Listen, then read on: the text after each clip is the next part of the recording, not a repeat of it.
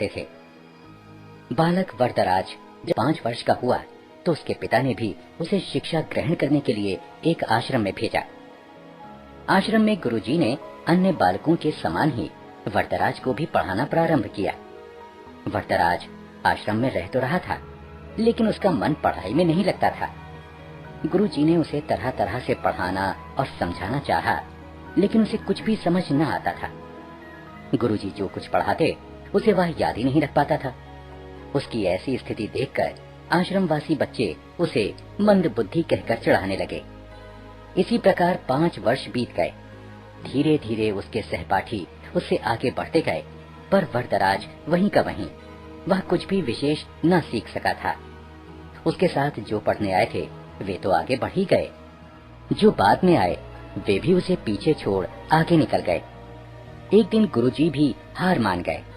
निराश होकर उन्होंने वरदराज से कहा, बेटा वरदराज, मैं समझता हूँ कि पढ़ना लिखना तुम्हारे वश की बात नहीं है। जितना प्रयत्न मुझे करना था उतना मैंने किया, पर मुझे लगता है कि विद्या धन तुम्हारे भाग्य में नहीं है। इससे अच्छा तो यही है कि तुम अपने घर जाओ और वहां का काम काज देखो। वरदराज असमंजस में पड़ गया। गुरुजी के मना। उसने अपना सामान समेटा, गुरुजी के चरण छुए और वह भारी मन से विदा हुआ। वह उदास होकर अनमने भाव से चला जा रहा था। घर वापस जाने का उसका जरा भी मन नहीं था, पर कोई और ठिकाना भी तो नहीं था। कहाँ जाए, क्या, उसकी समझ में कुछ भी नहीं आ रहा था।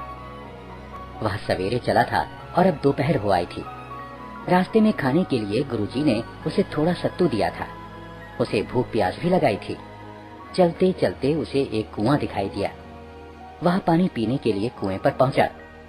वहां उसने देखा कि पानी खींचने की रस्सी की रगड़ से कुएं की जगह पर निशान पड़ गए हैं और मिट्टी के घड़ों को रखने से जमीन पर गड्ढे पड़ गए हैं। यह दृश्य वरदराज के मस्तिष्क में बिजली की तरह कौंध गया। उसने विचार किया कि जब रस्सी की बार बार रगड़ खाने से कठोर पत्थर पर निशान पड़ सकते हैं, तो क्या लगातार परिश्रम करने से मैं विद्वान नहीं बन सकता? बस फिर क्या था, और उन्हें याद करूंगा, फिर देखता हूँ कि मुझे विद्या कैसे नहीं आती।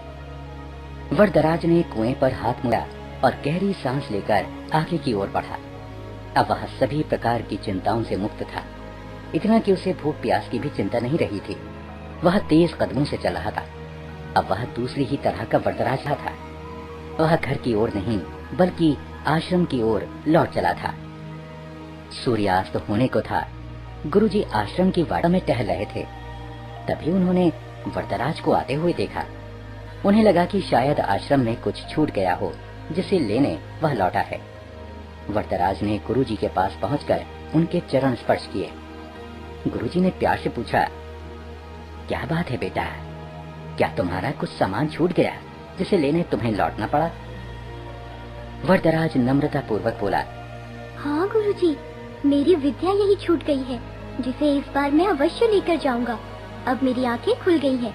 मैंने निश्चय किया है कि मैं पूरी लगन और परिश्रम से पढ़ूंगा। जिन्हें इतना भर ही कहा, तुम जो कुछ कह रहे हो यदि उसे कर दिखाओगे तो मुझे बड़ी प्रसन्नता होगी।